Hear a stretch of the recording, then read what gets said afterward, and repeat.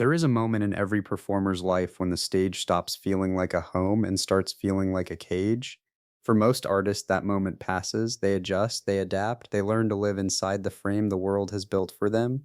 But Jim Morrison was never built for adjustment. He was built for something rawer, something harder to contain, something that could not survive the distance between who he was on paper and who he needed to become in reality. And on one particular night in March of 1969, in a city that smelled of salt air and possibility, that distance finally collapsed. What the audience saw that night was a man walking toward the edge of everything he had built.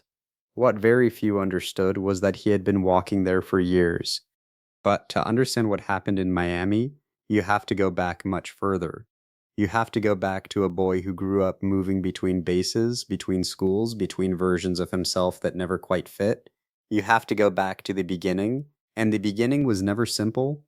James Douglas Morrison was born on December 8, 1943, in Melbourne, Florida, the eldest child of a Navy officer whose career kept the family in constant motion. By the time Jim was a teenager, he had lived in multiple states, attended schools where he was always the new face, always the one who hadn't yet earned belonging.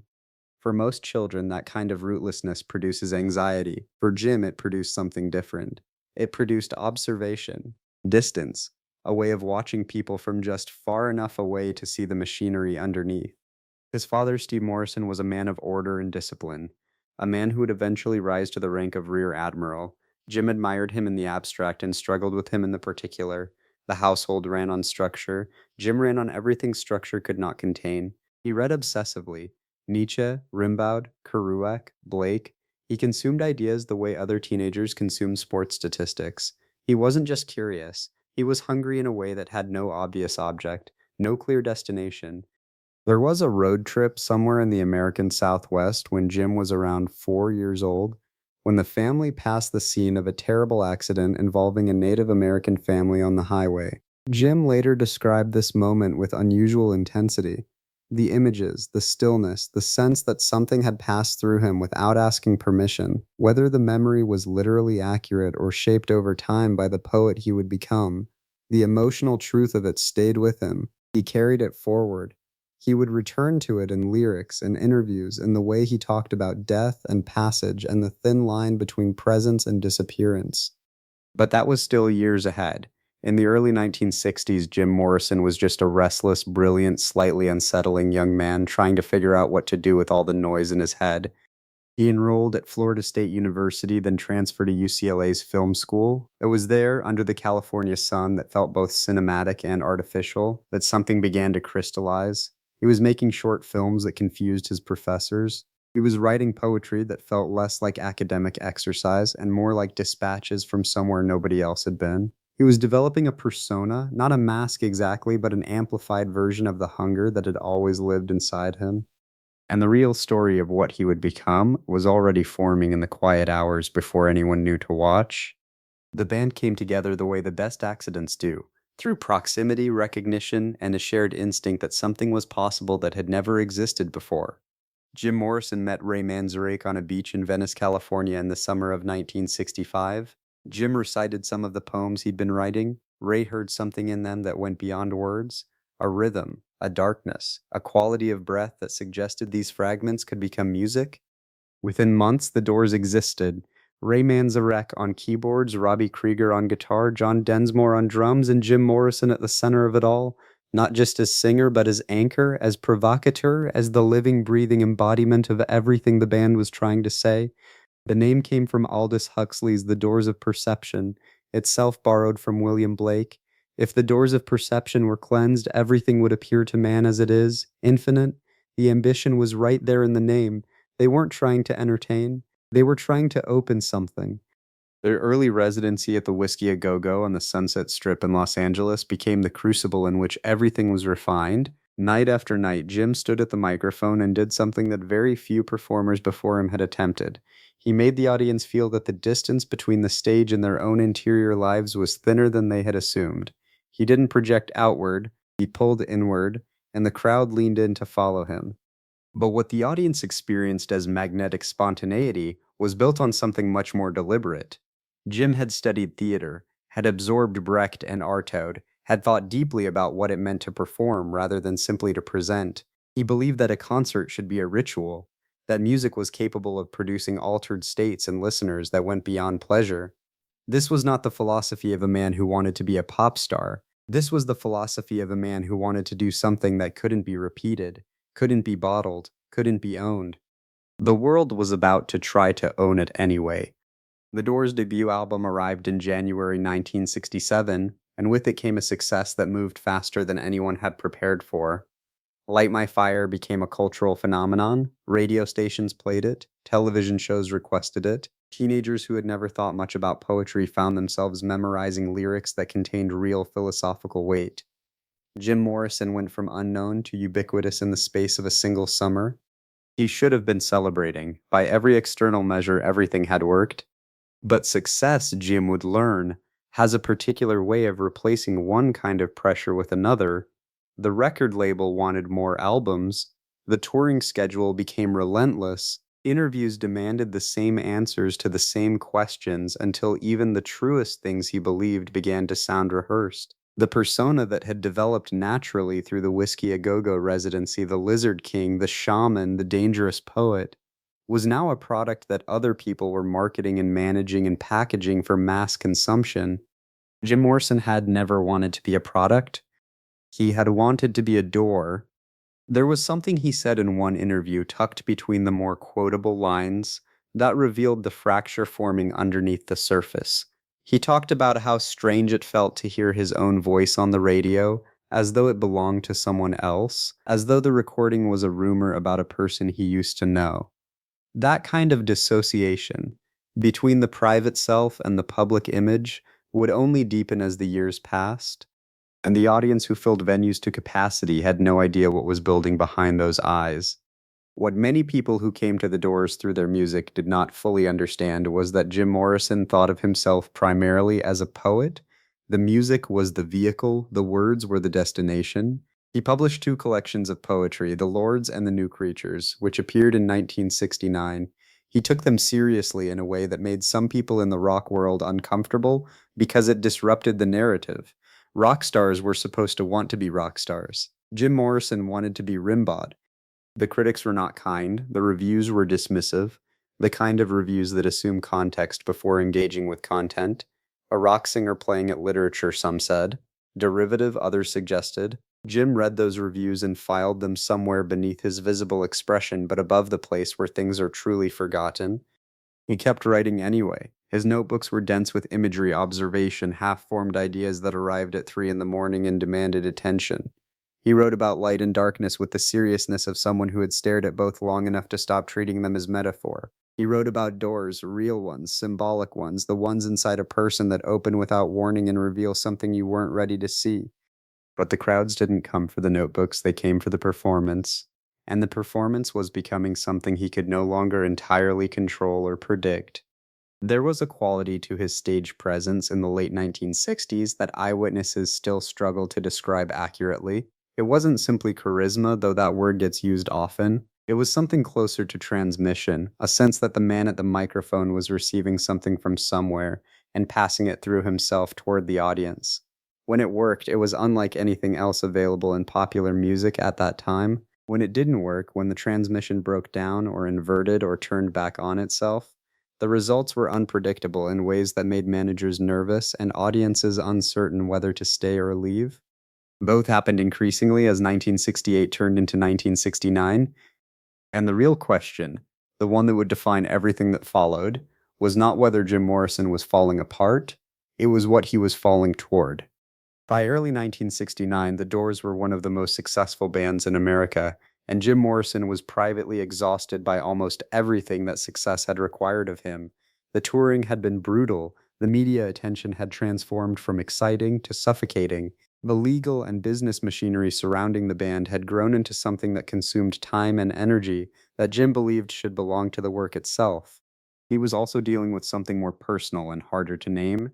The persona, the Lizard King, the dangerous shaman, the unpredictable frontman, had become so dominant in the public imagination that it was increasingly difficult to locate the actual person underneath it. Fans didn't want Jim Morrison the poet who read Nietzsche and worried about his writing. They wanted the figure who set the stage on fire with pure presence, who made them feel that the rules they lived by were negotiable, that something wilder and truer was available just beyond the boundaries of ordinary life. Jim had given them that. He had given it genuinely, without calculation, because it had come from a real place inside him. But the act of giving it repeatedly, on demand, in service of a touring schedule and a record label's expectations, had begun to hollow out the very source from which it came. There is a particular kind of exhaustion that comes not from doing too much, but from being required to perform your most private self over and over again until it stops feeling private, until it stops feeling true, until you begin to wonder whether the self that produced the work was ever real at all, or whether it was always, somehow, a performance. Jim Morrison was somewhere in that territory in the winter of 1969, and Miami was coming. The Dinner Key Auditorium in Miami, Florida, held roughly 7,000 people on its best configured night.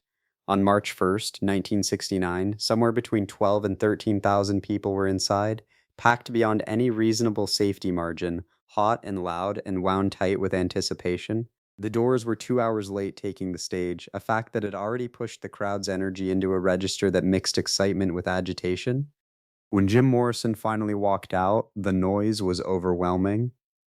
But something about him was different from the first moment. Those who stood close enough reported that he seemed disconnected, not in the way that sometimes precedes a transcendent performance, but in a different way, a heavier way, as though he had come to say something that had nothing to do with the set list.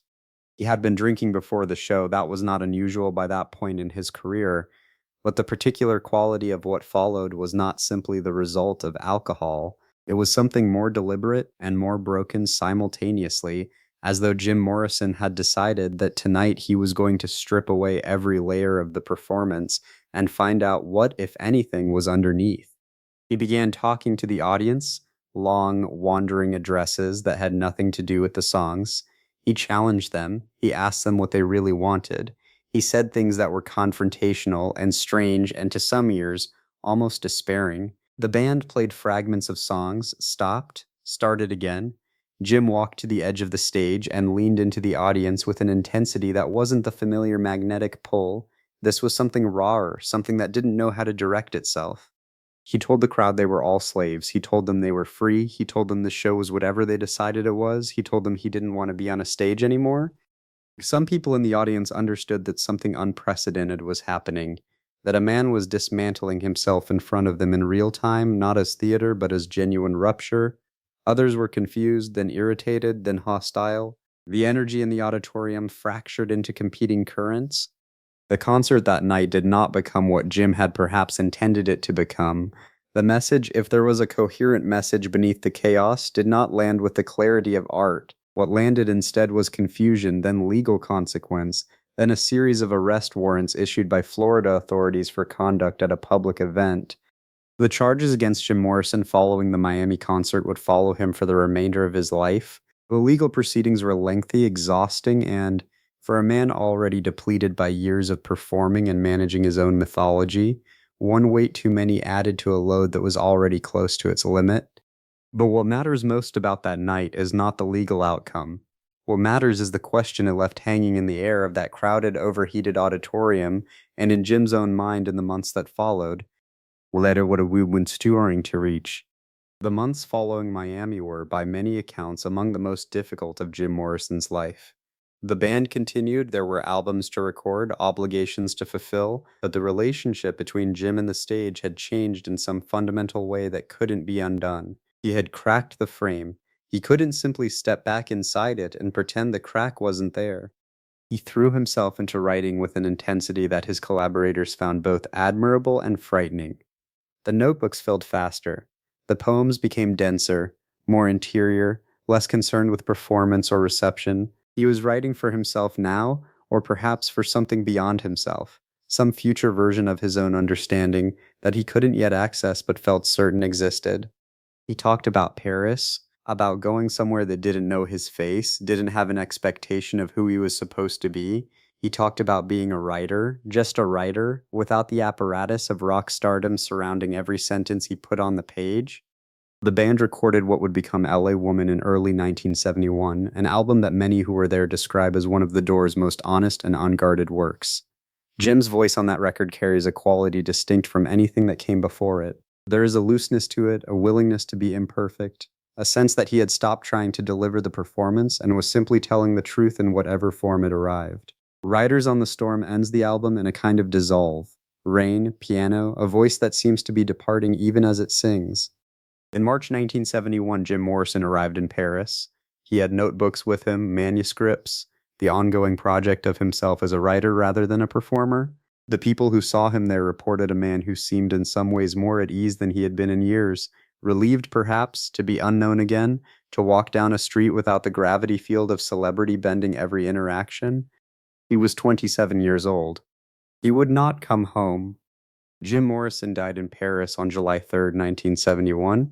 The official cause was listed as heart failure. He was buried in Père-Lachaise Cemetery, where his grave became over the decades one of the most visited sites in the entire cemetery, more visited some years than the graves of Chopin and Proust and Oscar Wilde. People leave flowers there, they leave notes, they leave candles that burn down to nothing and are replaced by other candles. They sit on the grass nearby and play guitar. Some of them are very young and they have discovered Jim Morrison through a streaming service rather than a record player. But the quality of what they feel standing there is the same quality that audiences felt standing in concert halls 50 years ago, something that can't quite be explained by the sum of its parts. The Doors' music has never gone away. It has passed through generations the way certain things do, not because of marketing or nostalgia management, but because the work itself contains something that remains true regardless of the distance between its creation and its discovery. The lyrics still reward attention. The recordings still feel alive. Jim Morrison's voice still carries that quality of transmission that made early audiences lean forward, as though the sound was coming from somewhere just beyond the speakers, somewhere that existed before language and would exist long after. But what the Miami concert revealed, and what the years following it confirmed, was the cost of being the kind of artist Jim Morrison was. Not the cost in fame or legal trouble or the physical wear of relentless touring, though all of those were real. The deeper cost was the cost of performing your genuine self so completely and so repeatedly that the self itself became difficult to locate. He was trying in Miami to break through something, to find what existed on the other side of the performance, to discover whether there was a Jim Morrison underneath the Lizard King, or whether the two had become so entangled that separation was no longer possible. The answer he found that night was not the one he was looking for. But the search itself, the refusal to simply deliver what was expected, the insistence that there was something more honest available even if he couldn't yet articulate it, the willingness to stand on a stage in front of 12,000 people and say, I don't know what this is supposed to be anymore, that search was not a failure. It was the most truthful thing he ever did in public. There is a version of Jim Morrison that lives in posters and merchandise and Halloween costumes. The bare-chested poet with the leather pants and the dark eyes, frozen at some angle of beautiful defiance. That version is real enough. It captures something about the surface of the man and the era he inhabited. But there is another version that lives in the work itself, in the records and the notebooks and the few films that remain. In that version, Jim Morrison is not a symbol. He is a person who felt things very intensely, who thought about the nature of consciousness and art and freedom with genuine rigor, who wanted to create work that mattered in a way that outlasted the moment of its creation, and who struggled, as all serious artists struggle, with the gap between what the work was meant to do and what the world was capable of receiving. That version is more interesting and more human than the poster. And it is the one that keeps drawing people back. Musicians who came after him, across genres, across generations, cite his influence not primarily as a style to be imitated, but as a permission to be taken. Permission to mean something. Permission to refuse the easy version of your own story. Permission to stand on a stage and say this is not enough, even when the crowd is screaming and the lights are bright and everything looks, from the outside, like success. He gave people that permission. He gave it at an enormous personal cost, and without perhaps fully understanding what he was giving. That is what great artists do, not the ones who deliver exactly what is expected, who manage their image with precision and protect their legacy with care, the ones who leave something unresolved, something still vibrating at a frequency that the next generation has to tune themselves to hear. Jim Morrison left many things unresolved, and that unresolution, that open door, is precisely why the conversation around him has never really ended. Somewhere tonight, in a city you might know or might never visit, someone is hearing Riders on the Storm for the first time. The rain sounds, the piano, the voice, and they are leaning forward slightly, the way audiences leaned forward in 1967, because something in the sound is asking a question they have felt before but never quite heard articulated. That question doesn't have an answer. That is why it matters. That is why it lasts. He walked onto a stage in Miami looking for something real. What he found was the end of one story and the beginning of everything that would follow. The door was open. It had always been open. He just needed to finally walk through it.